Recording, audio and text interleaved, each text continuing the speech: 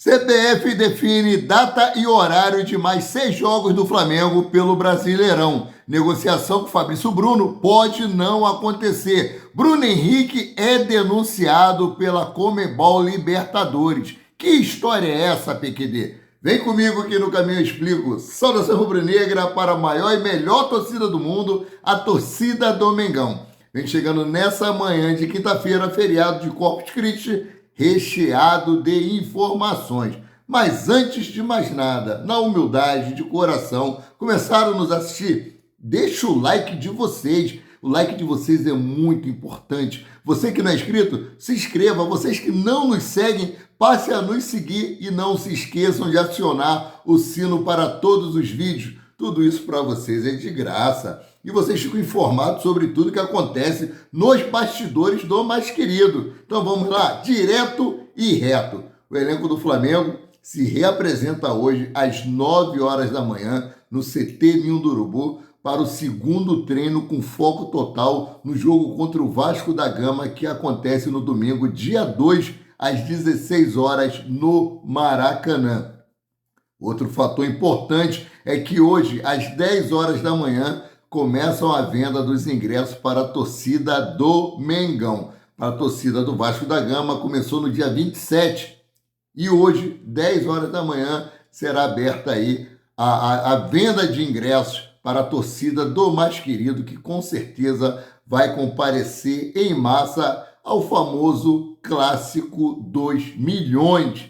Não se esqueçam, treino hoje, 9 horas da manhã, 10 horas da manhã, a venda dos ingressos, né? Então agora vamos direto e reto aqui para um papo que tem aí enchido as redes sociais, que tem viralizado, que é a situação de Fabrício Bruno, rapaz. Fabrício Bruno, que já estava dada como certa a transferência dele para o West Ham da Inglaterra, está tendo uma reviravolta aí.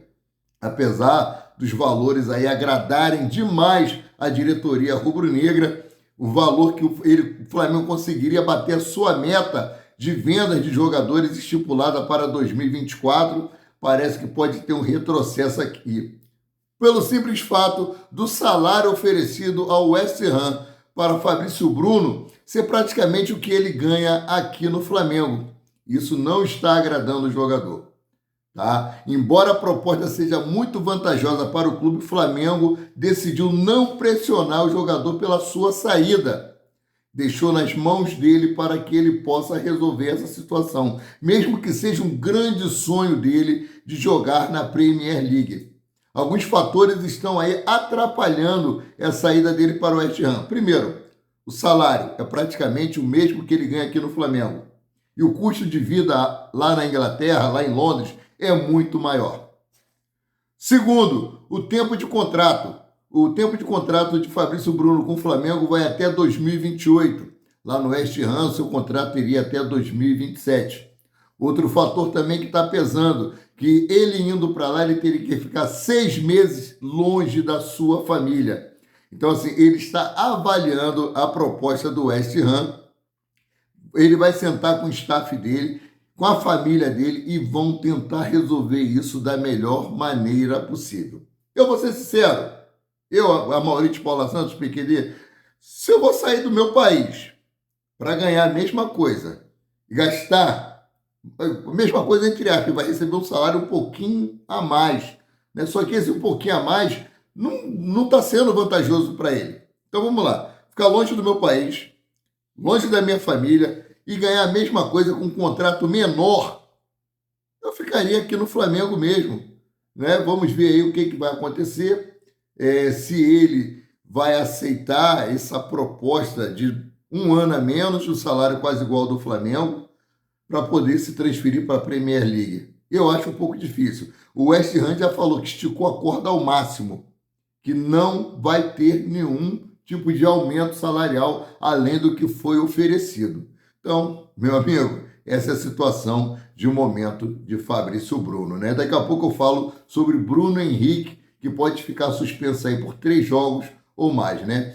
Então, mudando de assunto, CBF define horário e datas de mais 6 jogos do Flamengo no Brasileirão. É isso aí, a Confederação Brasileira de Futebol mais conhecida como CBF, detalhou nesta quarta-feira ontem mais 6 rodadas do Brasileirão, entre a 10ª e a 15ª rodada. Destaque para o embate do Flamengo com o Juventude, que será no estádio Alfredo Jaconi, em Caxias do Sul. O estádio do Juventude não foi tão afetado pela catástrofe natural que aconteceu lá no Rio Grande do Sul. Após o Rio Grande do Sul passar por forte chuva, o estado de calamidade, outro confronto que chama a atenção é a volta de Everton Ribeiro ao Maracanã, quando o mais querido enfrentará aí o Bahia. Vou trazer para vocês aqui as datas e os horários dos jogos e aonde serão. 10ª rodada, Flamengo e Bahia, dia 20 de junho, no Maracanã. O reencontro de Everton Ribeiro com a Magnética. 11ª rodada, Fluminense e Flamengo, dia 23 de junho, no Maracanã, às 16 horas. 12ª rodada, Juventude e Flamengo, dia 26 de junho, no estádio Alfredo Jaconi, às 20 horas. 13ª rodada, Flamengo e Cruzeiro, dia 30 de junho, no Maracanã, às 18 horas e 30 minutos. 14ª rodada, Atlético Mineiro e Flamengo, no dia 3 de julho, na Arena MRV, a Arena Caolha, porque lá tem ponto cego, né? Às 21 horas e 30 minutos. 15ª rodada, Flamengo e Cuiabá, dia 6 de julho, no Maracanã, às 21 horas. Né?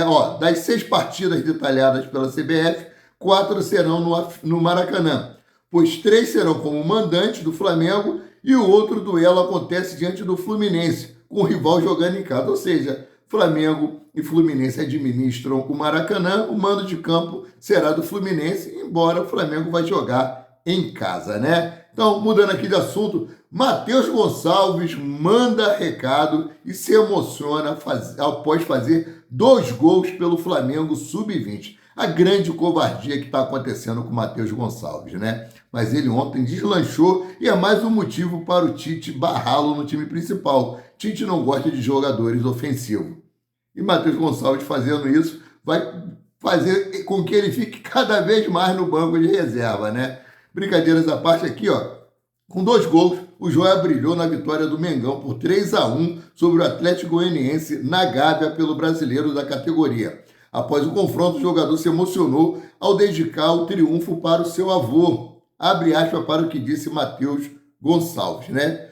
Feliz demais por voltar a jogar, voltar a marcar, a cada dia trabalhando, dando o meu máximo para que as coisas boas possam acontecer. Dedico o gol para o meu avô. Ontem fez 1 mês que ele faleceu. Meus pêsames, querido. Dedico esse gol a ele, agradecer a Deus pela partida e agora é só ter constância para dar tudo certo, fecha aspas, disse Matheus Gonçalves em entrevista à Flá TV, né? Matheus Gonçalves que tem ficado até fora do banco de reserva com o técnico Adenor Bactite. Olha só, dos últimos 4 jogos do Flamengo de Tite, Matheus Gonçalves foi relacionado apenas contra o Amazonas em Manaus. Ou seja, nos outros 3 embates, diante do Corinthians, Bolívar e os Milionários, o Joia de 18 anos não ficou nem no banco de reserva. Por isso o Meia pede para voltar ao time sub-20 para manter o ritmo de jogo. Cara, depois do garoto ter subido para o profissional, ele tem que pedir para jogar no sub-20 para poder ganhar minutagem e não perder ritmo de jogo, podendo muito bem ser utilizado ali por Tite, pelo menos no segundo tempo, né? Ele merece essa oportunidade, cara. É muita sacanagem, né? Então, mudando aqui de assunto, vamos falar sobre Libertadores da América, a divisão dos potes e possíveis adversários do Flamengo. Rapaz. O time do Flamengo vai encarar aí um líder de chave. Sendo assim, 7 das 8 possibilidades já estão definidas.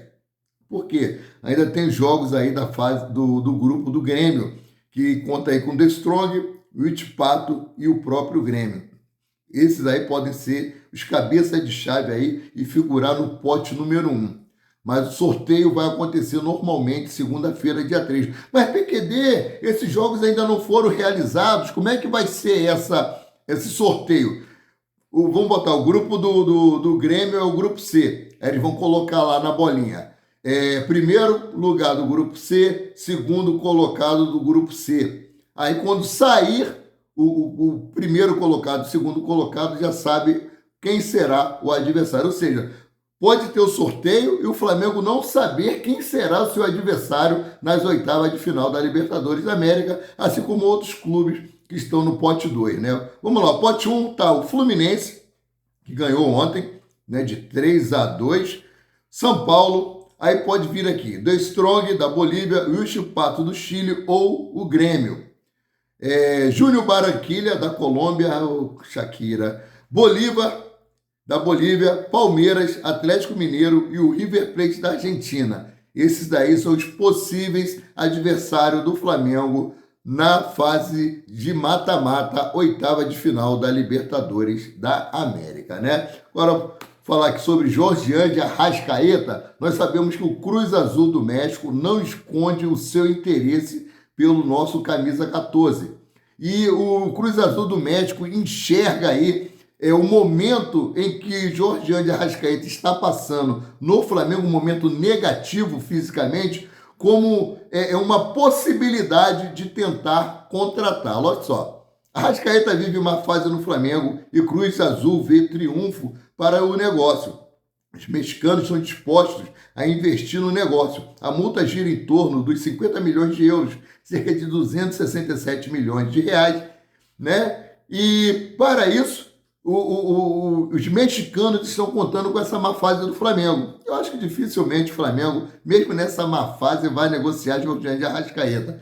Teve um seguidor da nossa página aí que falou que Jorgian de Arrascaeta jogaria até de muleta no Flamengo. Abre aspas para o que disse aqui o diretor de futebol do Cruz Azul. Abre aspas. Não vou inventar. O Jorgian de Arrascaeta, como jogador, é histórico, é capitão do Flamengo. Acho que qualquer diretor esportivo que você pergunte, poucos diriam que não estão interessados e gostariam de contar com ele. Fecha aspas, disse Ivan Alonso, diretor de futebol da equipe mexicana para a rádio Carva Desportiva 1110 AM. Quem é o diretor que não quer Jorgian de Arrascaeta no seu time? Quem é o diretor que não quer um Gabigol no seu time? Qual é o diretor que não quer o Nicolas de la Cruz no seu time? O importante é chegar com faz-me rir. Falar em faz-me rir, cara, e diretor querer, o Rodinei foi campeão aí, o Olympiacos da Grécia conquistou um título inédito, cara, e com o Rodinei lá. Olha só, eu trouxe aqui algo que eu postei na minha página Maurício Paula Santos sobre ele, antes de trazer aqui a declaração de Davi Luiz para Rodinei. Deu a volta por cima no Flamengo, saiu em alta e agora virou ídolo na Europa. Titular do Olympiacos, campeão da UEFA Conference League, título histórico para o futebol grego. Tem que respeitar o Rodinei. Isso eu postei lá na minha página Maurício Paula Santos. Muitas vezes criticado. Eu fui um que critiquei Rodinei, não vou mentir, né? Joga mal a gente critica, joga bem a gente elogia. Sou torcedor e a gente está aqui para isso. A gente quer ver os nossos jogadores sempre bem dentro de campo. Aí o Davi Luiz, né, que foi o grande mentor de Rodinei no Flamengo, que colocou o Rodinei no patamar em que ele se encontra, fez o Rodinei virar verdadeiramente um profissional, disse o seguinte aqui, ó. Mais que amigos, friends, Davi Luiz publica mensagem após Rodinei garantir título da Conference League com o Olympiacos. Abre aspas para o que disse aqui Davi Luiz.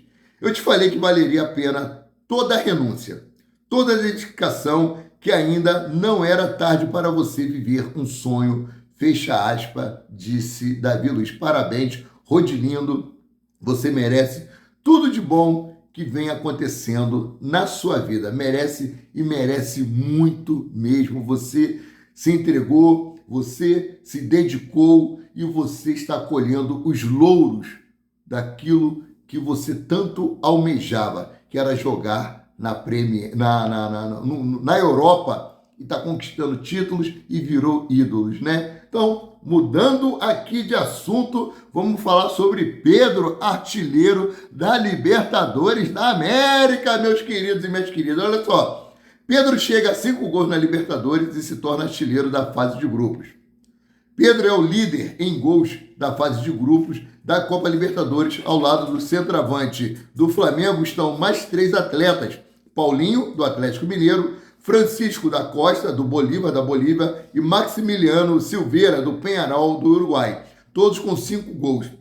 Vale destacar que Júnior Santos, do Botafogo, é o primeiro no geral, com 9. Contudo, o jogador do rival carioca só balançou as redes em uma ocasião na partida da fase de grupos.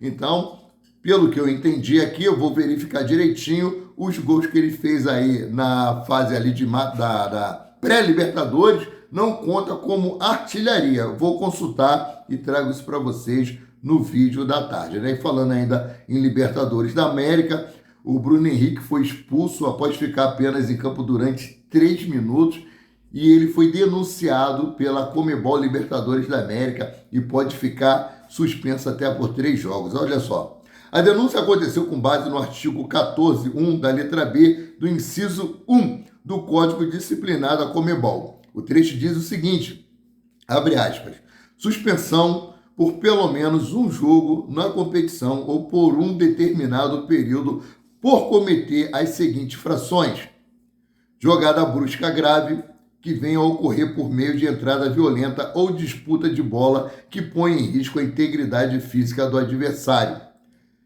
Lance no qual o infrator use força excessiva ou haja com brutalidade dos jogadores. Fecha aspas aí. Essa é a situação, ó. A situação de Bruno Henrique é semelhante à de Marcelo do Fluminense em lance que aconteceu nas oitavas de final da Libertadores 2023. Na ocasião, o ala tricolor quebrou a perna de Luciano Santos, do Argentino Júnior, em lance acidental, mas levou o cartão vermelho. No julgamento, Marcelo pegou 3 jogos de suspensão. Ele ficou de fora do jogo de volta das oitavas de final e perdeu os 2 jogos da quarta de final da Libertadores da América. Eu acho que foi uma entrada brusca, foi uma entrada que ele chegou ali atrasado no lance e aconteceu isso.